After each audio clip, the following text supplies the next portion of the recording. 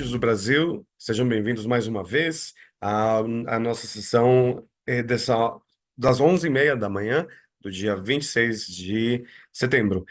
A gente vai conversar um pouco com a Luisa Alejandra Jiménez Cubría.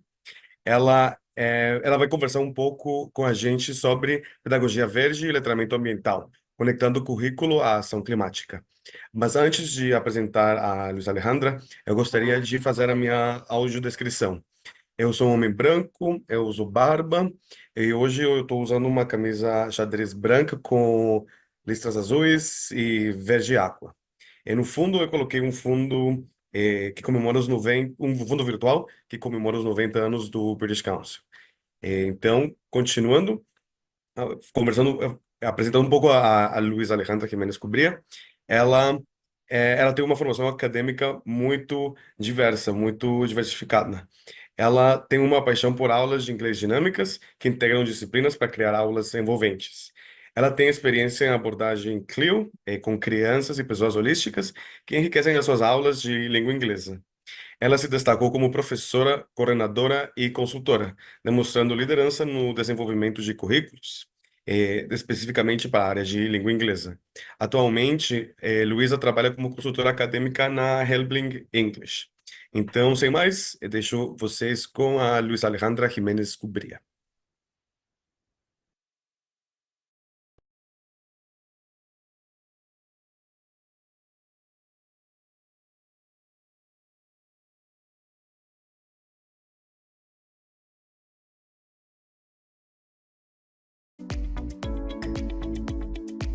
Hello all, good morning. Welcome to this workshop named Green Pedagogy and Environmental Literacy, Connecting Curriculum to Climate Action, where we will discuss how to connect these two things, the environmental issues and everything, to our students' lives to make them productive in our society. My name is Luisa Alejandra Jiménez Cubría. I have a bachelor's in biology and a bachelor's in pedagogy, and I've been working in the ELT world for over 6 years now. For this workshop, first we're going to take a look at environmental literacy and its importance. Then we will explore green pedagogy and how the two connect. And finally, we're going to walk through a project with the green pedagogy approach, and you will have a chance to do some activities of your own. So let's get going. So first of all, to start, what is environmental literacy? I would like to ask you what comes to mind when you think of this, if you have ever heard about it before, and what you think it entails. So, environmental literacy is basically everything that encompasses experiences, understanding, and action. The key for this is understanding and connecting what we know to what we do. While knowledge and understanding are very important components of environmental literate citizens, it is not everything. We have to have this connection between what we say and what we actually do in our lives. Therefore, an environmentally literate person makes informed decisions concerning the environment, is willing to act on these decisions to improve the well-being of other individuals, societies in the global environment, and participates actively in civic life.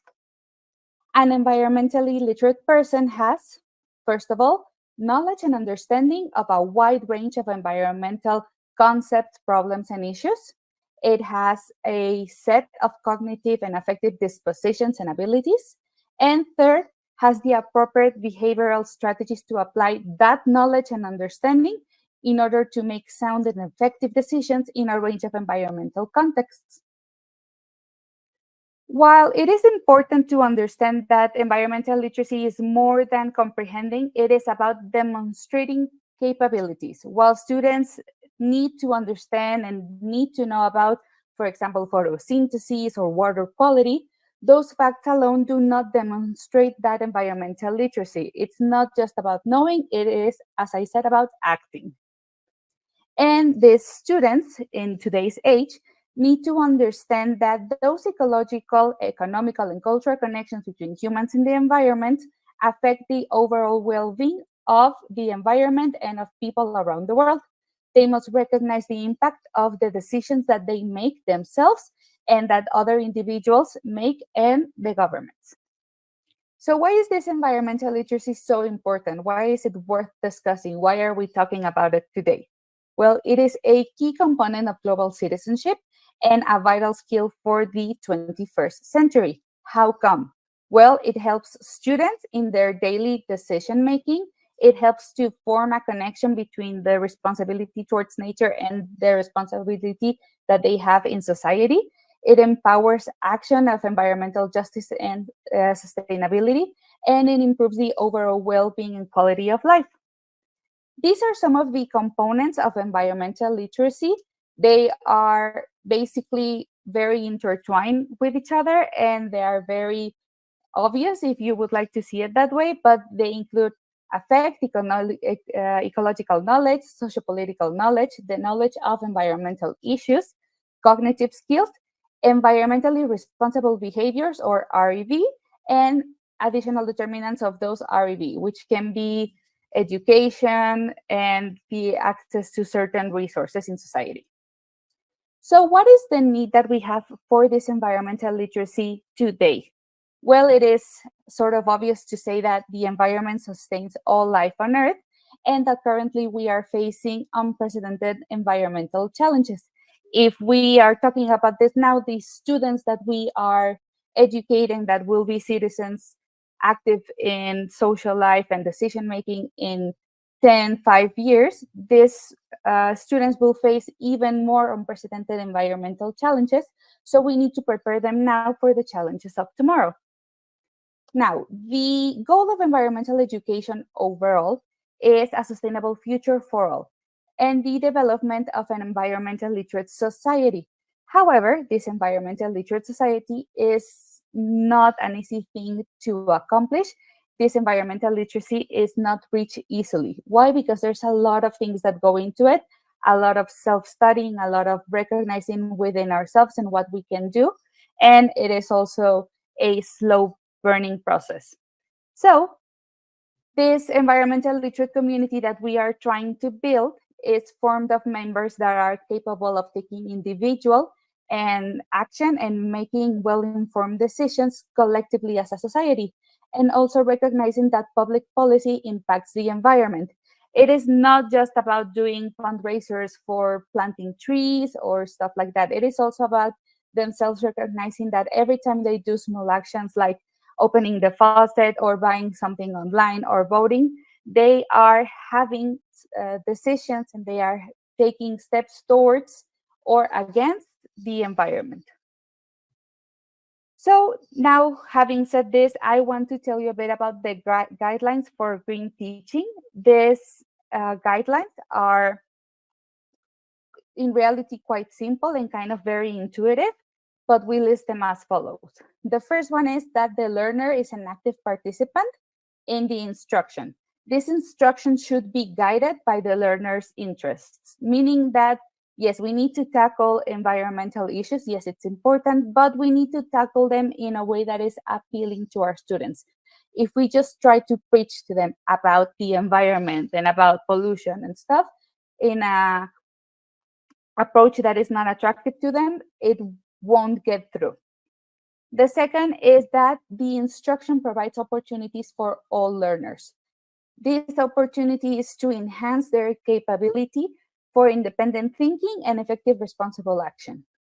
The third one is that educators must take an equitable approach to this instruction, meaning that they are going to incorporate all different perspectives and points of view into it. All of their students need to have a say and all students need to be heard. And the fourth one is that environmental literacy depends on a personal commitment.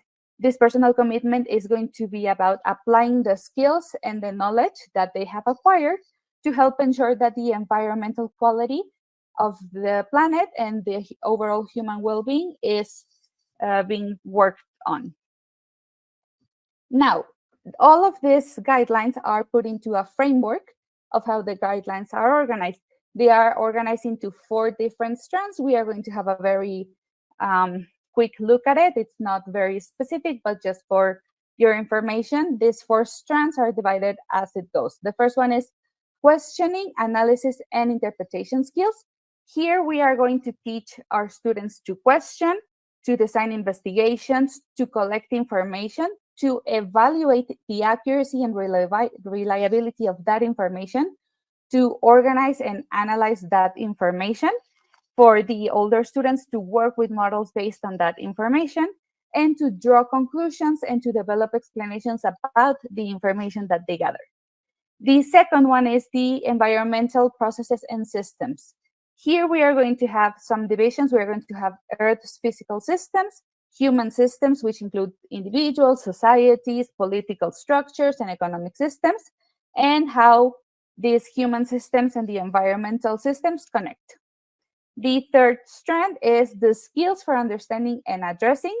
Here is going to be skills for analyzing and investigating environmental issues and the skills for decision making. And the fourth one is personal and civic responsibility, which is recognizing rights and responsibilities within themselves and within societies and accepting personal responsibility.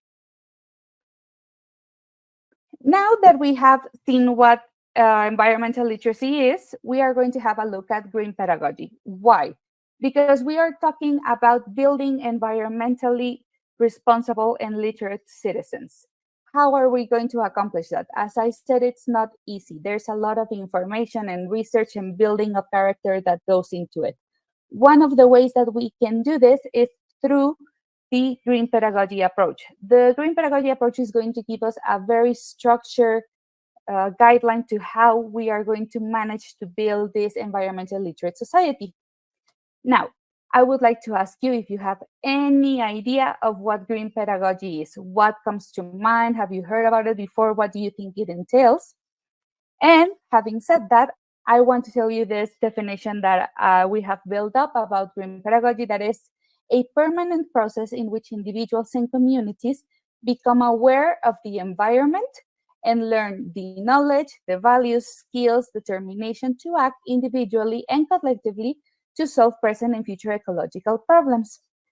Green pedagogy is a 6-step framework for planning lessons and learning experiences based on sustainability and its perspective of how we should frame things that can be applied to different educational fields and levels. And we can really take it as simple as one activity to build it into an entire project, and it's going to give us a very structured approach to how we should plan our lessons if we want to delve into this process of being and building environmentally literate citizens. Now, you may wonder, why should we use this? Is it really useful? Should I incorporate it into my classes? Should I even pay attention to this approach? And I would say yes, of course you should. Besides the fact that it offers a structured lesson planning approach to achieve these embedded sustainability competencies, it is important to know that it will help you in any vocational or academic field, and that it's beyond just checking the mark of developing an environmental curriculum or having a green activity in your lesson plan. It is really going to help your students, your curriculum, your institution to build this society of students that are interested in the environment and that are working towards something bigger than themselves and taking action and responsibility for what they do and how they think and how they live. So how does green pedagogy accomplish this? Because it sounds very fancy and it can accomplish many things, but how is it going to do it? Well, it's going to do it through the control appeal to the emotions of the students and through the explicit uncovering of the learner's values. We are going to take a look at this a bit further, but in one of the stages of green pedagogy, we are going to challenge their beliefs and their values and how they think of things, and this is going to help them and lead them towards reflection. So through green pedagogy, the students not only learn about school topics from a sustainability perspective, but they also apply what they have learned directly in their societies, in their immediate daily lives, and with their families and their friends. The key feature of green pedagogy is that the process is based on local action, which means that it will have an immediate application to what the students have just processed in the classroom. And students are led to reflect on the potential of that local action for the future. meaning that wider implications of what they have learned is also explored through this approach. Now, the aim of green pedagogy, what are we aiming towards? A greener future, a cleaner city, a cleaner school? What is the point that we are trying to get at here? Well, we are trying to uncover and explore their learners' values. By what? By provoking their emotions and by extending their perspectives.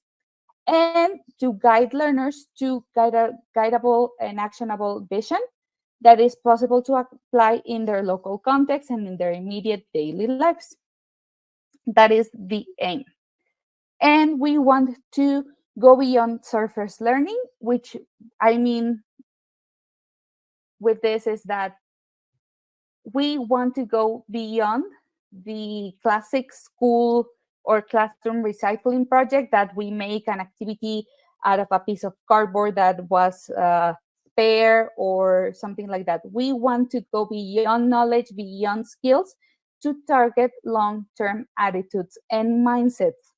Why? When we target attitudes, the aim is to achieve deep learning about sustainability based on a more conscious understanding of how actions such as the way we plan or prepare a meal supports or negates the students' existing values. In this way, we are going to achieve sustainable practices that cross over into other areas of the students' lives, in their lives at home, at work, or in their community, which means that these practices and this knowledge is going to be deeply engraved in their lives. Now, it all sounds very nice, but how are we going to do this? All these competencies and mindsets and everything that need to be installed in our students are going to be tackled in a structured manner. This approach for green pedagogy is the one that we are about to discuss. It has been tried and tested, and it has come with good results.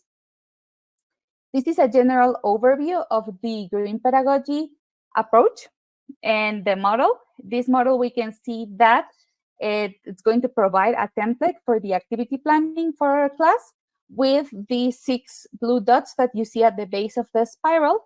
And these 6 dots represent the recommended planning structure and sequence of an activity. And we will see them in further detail a bit further ahead. As we can see in this model, we have 3 main components. We have the green pillar in the middle, the blue spiral that goes around it, and then this 5 little triangles at the bottom. We will explore each of these components now. Now, this model that we are going to be discussing is not restricted to one timetable lesson. It's not just one class and then that's it. It can be stretched over through many series of connected lessons. And this could mean that it represents a case study or a project, a research activity, a lab activity, some work or practice placement, or a field activity. It is not at all restricted to the classroom in 1 hour of class or one session of 2 hours. No, we can stretch it over many, many classes. And these 6 steps that we are going to be talked about can be applied across disciplines and can also be applied in different levels of education. It doesn't matter if it's lower primary to higher education. It works regardless of it because it's designed to do so. Now, the 6 steps that I was telling you are in a rising spiral across the main pillar. And what this means is that it's going to represent the continuous nature of this learning process that we're going to be doing with our students. This means that this process is always going to keep going as they acquire more experience-based competencies around the main values of the green pillar, which we are going to describe now. They are economic well-being, social justice, environmental health, all in the center, and the spiral goes around it. And green pedagogy is something that, as I said, should not be a one-off activity, not in one class, and not just something that, okay, we're going to do this recycling project and we are never going to touch on it again. No, it should be something that develops through classes and through lessons so that students can really take all the knowledge in. And a major reason for this is that sustainability is always seen as a competence that can only be developed over practice. So we cannot just do a one-off thing. It needs to be developed over time.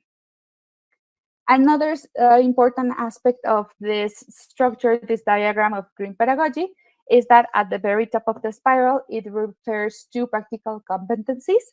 This means that there are other skills, other abilities that our students need to develop along with the sustainability ones, but we cannot do them separately. We cannot do the green competencies and green skills or green abilities completely separate from the other academic or vocational competencies. We need to develop them side by side, hand in hand, so that students can really see how both of them tie in and how they need to apply them in their daily lives. If they don't see this sort of match between both of them, they are not going to consider them useful, and they are not going to be able to apply them further on in their daily lives. And as I said, it needs to be an embedded practice. It needs to be something that they can see, that they can easily do in their daily lives, rather than just a separate activity from the curriculum. And about the 5 triangles at the bottom, these are the pedagogical foundations of our model, and they are interlinked with each other. From left to right, we are going to describe each of them, starting with transdisciplinarity. Transdisciplinarity refers to the literacy and the ability to understand concepts across multiple disciplines. The typical school timetable is divided into different subjects, and each subject has their hour of class or their 2 hours of class. But green pedagogy encourages teachers to cross disciplines, meaning what? That we need to be able to connect one thing to the other, because it is very typical for us as teachers to say, we are talking about the math lesson or something, and our students come up with a question regarding something else, and we say, no, that's not from this class. We will get back to it when we're in that specific subject. No, we need to be able to have this transdisciplinarity with our students so that they can see how everything is related. The second one is contingency. This refers to the overall contingency theory, which says that every situation is unique, and therefore there is no single optimal solution for everything. There is no cure-all for all problems, right? So whenever we see a new topic with our students in class, our learners need to be able to be encouraged from the teachers to evaluate the internal and external situations and factors so that they can come up with their very own specific solutions to each problem. This leads our learners to propose viable solutions to real-world problems that could actually be implemented in their daily lives. The third one is the restructuring of linear paradigms. This means that we are going to explore problems and their solutions in a more holistic and non-linear way due to the complex nature of the sustainability approach, right? This means that our students are going to be able to explore different types of solution and not just stick to one lane, but maybe come up with more creative solutions for some of the issues that are presented. This aspect of the green pedagogy approach is not only relevant for discussing already existing situations, but to conceive different future scenarios, as variables we know may change in the future. Systematic thinking is the fourth one, which means that we need to be able to develop sustainable solutions for real-world problems as the ones we are currently facing. And this encourages problem solving through the defining of the problem. And after we and our students define the problem, students need to recognize that the problem is a part of the system from where the problem derives from. It is not an external factor to the system. It is a part of. There is no system that is not flawed. So they need to be able to recognize that part. And looking at different aspects of that system, which can be adjusted to come to a closer solution to the problem.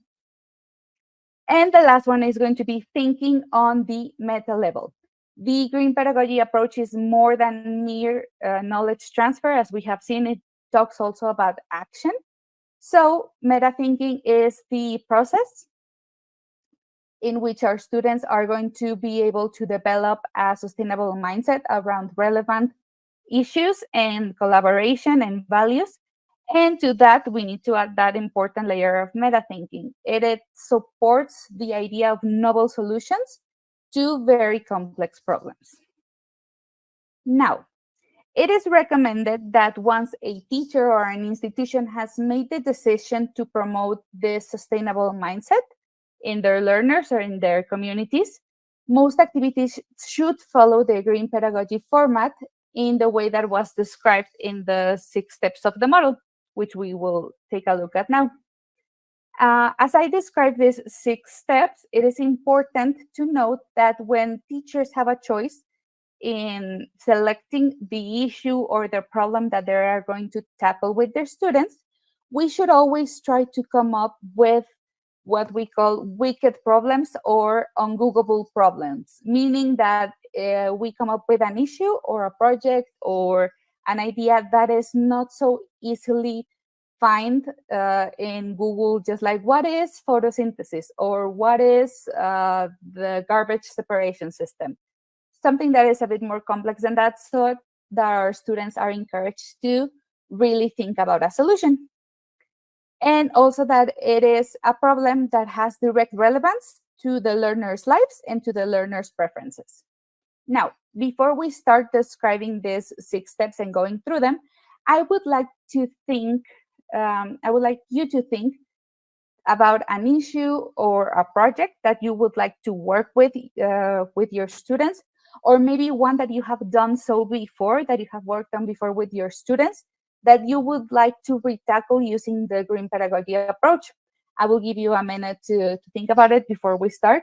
So really think about these issues that are complex, that maybe you have seen before with your students, but you felt like it wasn't that successful. You felt like you didn't really get through to them with the main point of everything. So think about a problem, think about a project, think about something that you have done or you would like to see in class, and we will apply these 6 steps of green pedagogy to that project. Now, as I describe the 6 steps for you in more detail, I will use an example of menu planning. This is going to be my project, my activity with my students, to help illustrate how each step that I'm going to go through follows the model of green pedagogy. My project is called "The Menu Today Can Change Your World Tomorrow." The main purpose of this lesson is to raise the students' awareness of the criteria to use in preparing menus for specific targets, such as maybe kindergartners or hospital patients or adults in elderly care, different types of target audiences. The conventional way of tackling this topic is by focusing on nutritional values or individual preferences. And the way we usually do it in Mexico, at least, is when we see the Eat Well plate, and then we have students draw the plate in a piece of cardboard or in their notebooks, and then divide the different sections of the food groups, and then draw what they would put in each food group, right? But we are going to add layers of complexity to it by be tempered by budget constraints or dietary requirements, things like this. The aim of this project is to build the awareness of the complexity that goes into planning a healthy and sustainable nutrition, and that we can use some extended criteria while doing so. As we move forward with each step, I will explain using this menu as my example. And at the end of each step, I will give you a minute to come up with your own activity for each of the steps based on the project that you have thought of a minute ago. So these are the first 3 steps. We are going to take a closer look at each one of them. We are going to start with the confrontation with the problem. In this stage, our learners must come to the realization that there is a specific problem that exists and that needs to be solved. And we are going to find out what our learners already know about the topic. We are going to explore in my project idea the concept of what a meal is. what I'm going to do is that I'm going to show my students a wide variety of meals, some of which will probably push the boundaries of what is considered a meal for some of them, by showing them pictures of traditional meals, hospital meals, insect dishes, vegan dishes, etc. A key aspect of the green pedagogy approach is that we are going to try to evoke and use emotions in order to prompt action in our students. So in this particular activity, maybe most of my students would be sort of having a reaction to the idea of an insect-based meal, right? So I'm going to push that emotion and provoke that emotion by showing them different types of meals and what can encompass all of them. So now I would like you to think how you would start this first step. How would you start the confrontation with the problem based on the activity that you have thought of before? I'm going to give you a little minute to think about it. Think that it needs to be an ungoogleable problem. How would you confront it with the problem? This first step, it also bear in mind that it is not about breaking their ideas down, not yet. This is just to show them the problem that we are going to work with and try to make them interested in it. And we are not at the point of provocation yet. Now, for the second step, this one is called reconstruction. This is the step in which all the misconceptions that students may have about that issue or that project or that problem we are working with are going to be uncovered and confronted. Now, this reconstruction name refers to what we as teachers are going to put instead of the misconceptions. What information we are going to give our students to replace the misconceptions that they may have had about the issue. Here in my menu or meal plan project, I am going to ask my students to analyze different menu plans according to nutritional values, practical and dietary requirements, if it's good or not for daily life.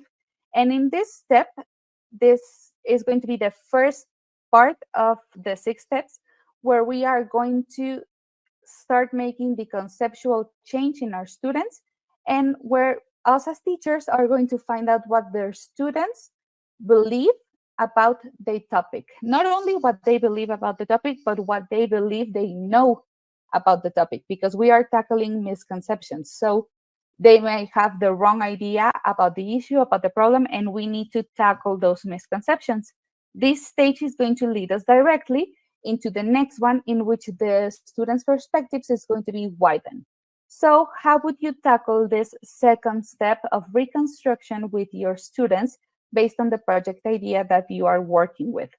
Remember that this is the first part where we are going to start tackling all misinformation, misconceptions, wrong ideas, everything that our students may think they know, but maybe not be fully correct.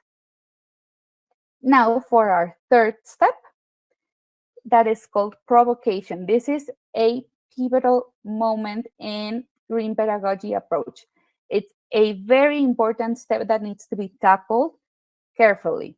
Here, the learners are prompted to suggest solutions by being provoked with the unexpected possibilities of the issue we are working with. Ideally, the provocation should come as a natural response to the direction in which our learners have been going so far. Therefore, this provocation step can neither be at the start of the lesson or of the project, nor it can be completely planned in advance, because it may come at different times. It may come immediately after the second step, or it may take students a couple of days to process information in order for them to reach the provocation step. And this stage is the second part of the conceptual change that we are going to be doing with our students, in which their beliefs and their thought and their whole sort of idea around the issue is going to be challenged. In this specific project that I'm working with the menu or the meal plan, I am going to show my learners images of mass food production, mass food consumption, and waste involving some of the menu plans that they had in mind and what that would entail. These images could also include images of intensive farming, use of pesticides, methods of animal husbandry regarding, for example, male pigs and milk cows, and also how much garbage is produced based on human waste food, right? Food waste, sorry. And at this point of the lesson, my learners should realize that they probably didn't think about everything, right? That there are things that they have built within their project, but that now having a look at this are not so viable or are not so good for the environment. For example, if my learners had thought, okay, I'm going to design this menu plan, but have not thought about maybe that people don't like lettuce and then there are a lot of lettuce is going to be thrown away and that's an incredible amount of food waste, then they have to reconsider all of that. And with this, our students are going to start to realize that within their own ideas of what is good or bad or what should be practical, there are many more embedded problems and issues in each of the steps and in each of our ideas. Now, for the 3 final steps, we have interaction, deconstruction, and reflection. For the interaction part, this is necessary for the learners to process and evaluate possible solutions in the light of a wide range of new perspectives that they gather from steps 1 to 3. This interaction stage is an opportunity for collaborative work with our students and for analytical discussion among them. At this point, it's very easy for the students to feel overwhelmed by feelings of frustration, and maybe they feel a bit powerless from the step before. So we are going to tackle this in this 4th step. For my project, I am going to handle this with a silent gallery walk with all of the menu or the meal plans that they have designed and that they have been working with. We would present all of them and all of the students would walk this gallery with all of the menu plans. And after this silent walk, the students would be full of ideas to discuss what needs to be done in order to improve each and every single one of the menu plans. Then they would be able to discuss among them what they would change in each of the menu plans and have this exchange of information that could be very, very helpful for them. It is important to know that this is the final step of the conceptual change. We are no longer going to be tackling conceptual change beyond this point. At this stage of the project and of the approach, our students have been working with this conceptual change for 3 steps now, and now they should have a good idea of what needs to be changed and have a solution for it. The next step is the construction. This is needed to reduce the feeling of being powerless in the situation with our learners. And because the problems when we are talking about the environment and everything can be very overwhelming. And we are going to try to tackle that with this 5th step. In this stage, our learners are going to be prompted to relate what they have learned to their personal experience and to their personal lives. We are going to be asking them in my specific project to consider what could be changed in their school menus, in their school cafes, in order to be more environmentally friendly with food or to be better in whatever approach they are taking. One suggestion that could be come up with at this point would be to have all food labeled according to different aspects that they have previously discussed, adding icons to each of the items. For example, if a meal is organic, if it's vegetarian, if it is specific to a dietary need or to an allergy, or if it's produced according to an animal welfare benchmark, such as free range and things like this. In this way, the students are creating a viable, small, simple solution for a bigger real-life problem.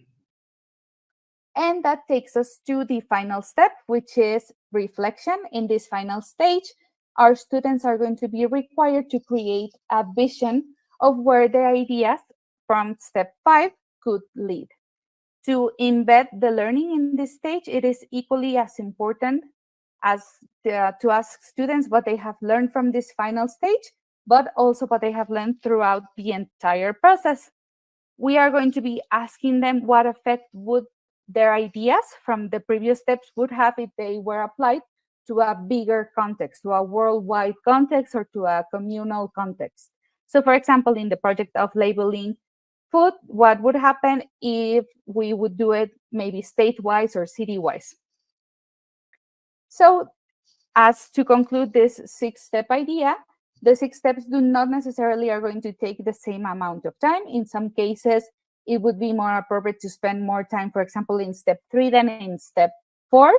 But it's going to really depend on how your students react to the problem that you chose to work with them, and how your students react to each of the steps. Maybe your students are not really provoked by the problem, and step 3 is really short for them.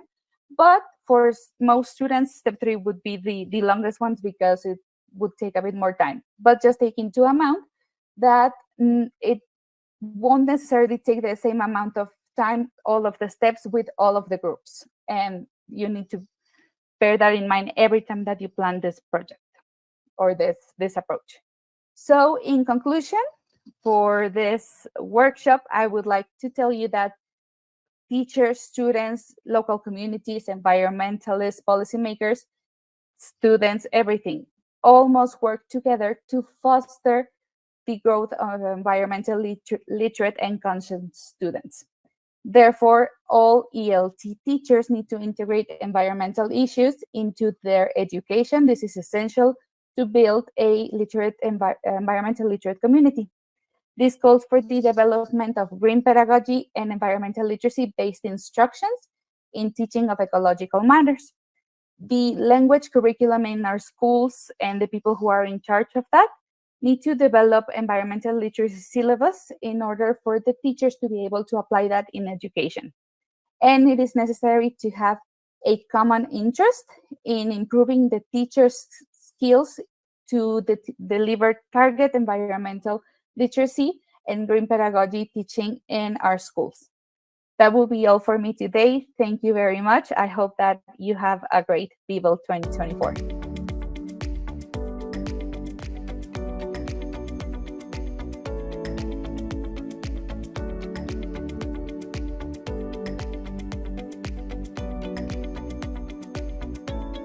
Teachers from all over Brazil, thank you for joining us once again.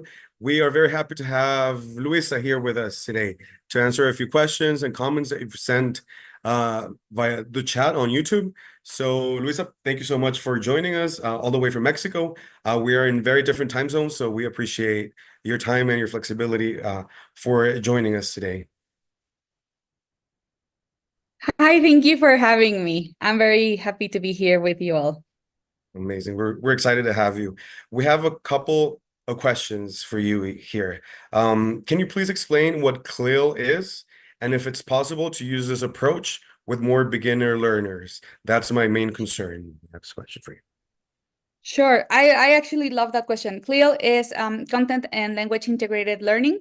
This is my absolute favorite method to use with students because it gets them involved with everything. What does it mean? It means that we are going to use topics that are not just English topics, not just present simple or vocabulary with our students. It may be, yes, about the environment, but it can also be geography or a news topic or history, whatever piques our students' interest, we can bring it into our classroom to teach them English with. So I think for especially basic, I mean, CLIL works with all levels because as it is going to relate to the learner's interest, it's going to make them be more involved and be more aware of what's happening in class. So of course you can use CLIL with green pedagogy. It's, I think, one of the bases for it because it's going to integrate sort of an external topic into the language classroom. And for basic English learners, I think it's one of the best techniques to use because it's going to get them very, very involved with your class because it's going to be something that they care and that they like. Amazing. Perfect. On green pedagogy, we have another question. How often do you recommend bringing green pedagogy topics to a class throughout a year? I would suggest to do like 2 projects per year, so 2 topics per year, so that you have enough time to develop those projects. Sometimes we are very ambitious as teachers and we want to do one project per month or one project every 2 weeks. That is very heavy for us because we also have our own curriculum to worry about, and we have the topics, like a list of topics that we have to cover. So if you have one project every 6 months, it gives you enough time to actually get through everything with them, because we want the knowledge and the information to actually settle within our students, and for that we require time. So I think one topic one project every 6 months is the ideal time frame for that. Amazing. Perfect. We have another question. It's actually two questions in one. They're asking, when you talked about environmental literacy, depending on a personal commitment, would you say we need to focus on motivating our students? Does this connect to civic education? I think civic education is connected to many things, and of course, it relates to the environment. I think it goes hand in hand nowadays. I think it does require a personal commitment on the students, but also I think this is very important. If we ourselves as teachers don't believe what we are saying about the environment, if we just stand in our classroom and say, yes, the environment is so important, don't throw garbage in the street. If we are very nonchalant about it, our students won't also care about it. So the commitment first has to be with us as teachers in the topic that we are going to teach, for our students to actually believe it, care about it, and then take it with them to their own lives. Amazing. Real motivation, right? From Yeah. teacher to student. Amazing. And we have a comment also. It says, thank you so much for the meal lesson plan. This is very applicable to the Brazilian context as well. Amazing. I'm happy to hear that. I'm glad it relates to all contexts. Amazing. Yes. So yeah, Luisa, thank you so much once again for joining us for this Q&A session. And just to remind everybody, we are going to be back for more sessions and more content on the ELT week at 4 p.m. Brazilian time. So Luisa, thank you so much. If you have any other comments to make or a goodbye. I'd like to thank everyone once again. Thank you so much for your questions and for your time. I hope you have an amazing rest of the day. I know it's a bit later for you now, but thank you so much for your time and for this space to share this information with you. Thank you. Thank you, actually. And we'll see you at 4 p.m.